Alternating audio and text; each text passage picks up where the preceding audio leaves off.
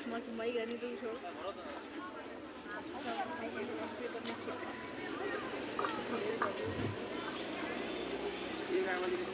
Udah semangat itu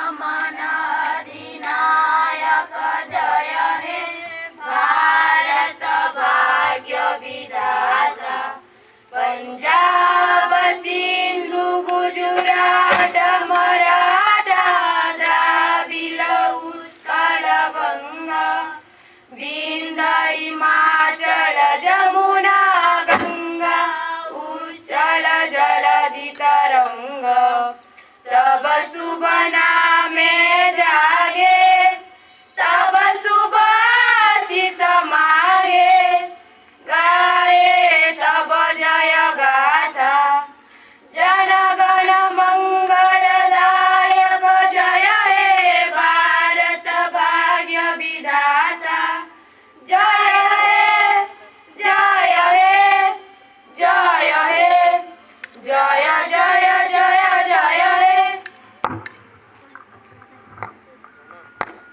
Bharat माता की भारत माता की भारत माता की साधारणतंत्र दिवस की साधारणतंत्र दिवस की साधारणतंत्र दिवस की महात्मा गांधी की महात्मा गांधी की महात्मा गांधी की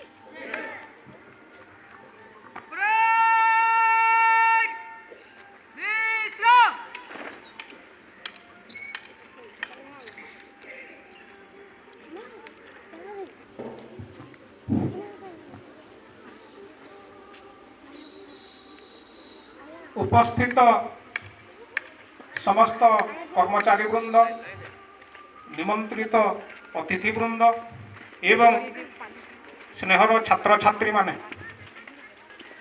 आपण माने समस्ते जानिछंती 1947 मसीहा अगस्त 15 तारिख रे भारत स्वाधीन हला परे एई देशर बुद्धिजीवी ନେତୃବୃନ୍ଦ ସମସ୍ତେ ଏକଜୁଟ ହୋଇକରି ଦେଶର ଶାସନର ସୁପରିଚାଳନା ପାଇଁ ଏକ ସମ୍ବିଧାନ ସଭା ଗଠନ କରିଥିଲେ। ସେହି ସମ୍ବିଧାନ ସଭାରେ ଅନେକ ପାଖାପାଖି 284 ଜଣ ସଦସ୍ୟ ରହିଥିଲେ ଏବଂ ଭାରତର ଗୋଟେ ଲିଖିତ ସମ୍ବିଧାନଟିଏ ପ୍ରସ୍ତୁତ କରାଯାଇଥିଲା, ଯେଉଁଟା ହେଉଛି ସାରା ପୃଥିବୀର ବୃହତ୍ ଲିଖିତ ସମ୍ବିଧାନ। ଏହି ସମ୍ବିଧାନକୁ ଜଣେ ଦଳିତ ସମ୍ପ୍ରଦାୟର ବ୍ୟକ୍ତି ଡକ୍ଟର ଭୀମରାଓ ଆମ୍ବେଦକର ସିଏ ବହୁତ ପରିଶ୍ରମ କରି ଆମ ଦେଶର ସମ୍ବିଧାନ ଲେଖିଛନ୍ତି। ଏହି ସମ୍ବିଧାନ ଲେଖିବା ପାଇଁ 2 ବର୍ଷ 11 ମାସ 18 ଦିନ ସମୟ ଲାଗିଥିଲା ଏବଂ ସେ ସମ୍ବିଧାନ ଲେଖିବା ପୂର୍ବରୁ ସାରା ପୃଥିବୀର 60ଟି ଦେଶର ସମ୍ବିଧାନ ପଢ଼ିକରି ସେ ଏହି କାମ କରିଛନ୍ତି। ଶେଷରେ ସମସ୍ତଙ୍କର ମିଳିତ ପ୍ରଚେଷ୍ଟାରେ ଭାରତର ସମ୍ବିଧାନ ତିଆରି ହେଲା। 1950 ମସିହା ଜାନୁଆରୀ 26 ତାରିଖ ଠାରୁ ଏହି ଦିବସ ସାଧାରଣତନ୍ତ୍ର ଦିବସ ରୂପେ ଆମେ ପାଳନ କରି ଆସୁଛୁ, କାରଣ ସେହି ତାରିଖରୁ ଭାରତର ସମ୍ବିଧାନ କାର୍ଯ୍ୟକାରୀ ହେଲା। ସମ୍ବିଧାନ ତ ଲେଖିଦେଲେ ଡକ୍ଟର ଭୀମରାଓ ଆମ୍ବେଦକର କେବଳ ଗୋଟିଏ ଧାଡ଼ି କହିଲେ, ଗୋଟିଏ ସମ୍ବିଧାନ ଯେତେ ବି ଭଲ ହଉ ଯଦି ଲୋକମାନେ ଠିକ୍ ଭାବରେ ପାଳନ ନ କଲେ ତାହେଲେ ତାହା ଖରାପ ସମ୍ବିଧାନ ହୋଇଯାଏ ଏବଂ ଖରାପ ସମ୍ବିଧାନ ହେଇଥିଲେ ବି ଲୋକମାନେ ଯଦି ଠିକ୍ ଭାବରେ ପାଳନ କଲେ ତାହେଲେ ତାହା ଗୋଟେ ଭଲ ସମ୍ବିଧାନ ହେଇଯାଏ। ତ ଦେଶର ଶାସନର ସୁପରିଚାଳନା ପାଇଁ ସମ୍ବିଧାନଟିଏ ନିହାତି ଆବଶ୍ୟକ। ଆମ ଦେଶ ବି ଆମକୁ ଗୋଟେ ବୃହତ୍ ସମ୍ବିଧାନ ଦେଇଛି। ଏହି ସମ୍ବିଧାନରେ ଆମର ଅନେକ ଅଧିକାର ଅଛି, ଅନେକ କର୍ତ୍ତବ୍ୟ ଅଛି। ସମସ୍ତେ ଜାଣିଛ ଏହି ଦିବସର ନାଁ ହେଉଛି ସାଧାରଣତନ୍ତ୍ର ଦିବସ। ତନ୍ତ୍ର କହିଲେ ହେଉଛି ଶାସନ, କାରଣ ଆମର ଦେଶର ଶାସନରେ ସାଧାରଣ ନାଗରିକ ଟିକେ ବି ଅଂଶଗ୍ରହଣ କରିପାରିବ। ସେ ଛୋଟରୁ ବଡ଼ ପଦବୀକୁ ଯାଇକରି ରାଷ୍ଟ୍ର ଗଠନରେ ତାର ଭୂମିକା ନିର୍ବାହ କରିପାରିବ। ତେଣୁକରି ପିଲାମାନେ ଆମେ ସବୁବେଳେ ସମ୍ବିଧାନ ଅନୁସାରେ ଚଳିବା, ଏହି ଦେଶର ନୀତି ନିୟମକୁ ପାଳନ କରିବା। ଆଜି ବି ତୁମେମାନେ ଦେଖୁଥିବ ଆମର ପଡ଼ୋଶୀ ଦେଶ ବାଂଲାଦେଶ କୁହ, ନେପାଳ କୁହ, ସବୁ ଜାଗାରେ ତାଙ୍କର ଦେଶରେ ଅଶାନ୍ତି ବ୍ୟାପି ଯାଇଛି, ଅନେକ ଧନ ଜୀବନ ନଷ୍ଟ ହେଉଛି, କାରଣ ସେହି ଦେଶର ସମ୍ବିଧାନ ଠିକ୍ ଭାବରେ କାର୍ଯ୍ୟକାରୀ ହୋଇପାରୁନାହିଁ।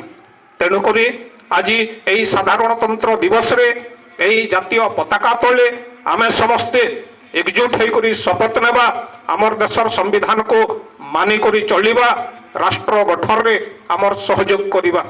ଭାରତ ମାତା କି, ଭାରତ ମାତା କି, ଭାରତ ମାତା କି, ବନ୍ଦେ ବନ୍ଦେ ବନ୍ଦे, त्रिरंगा झंडा की, त्रिरंगा झंडा की, त्रिरंगा झंडा की। धन्यवाद।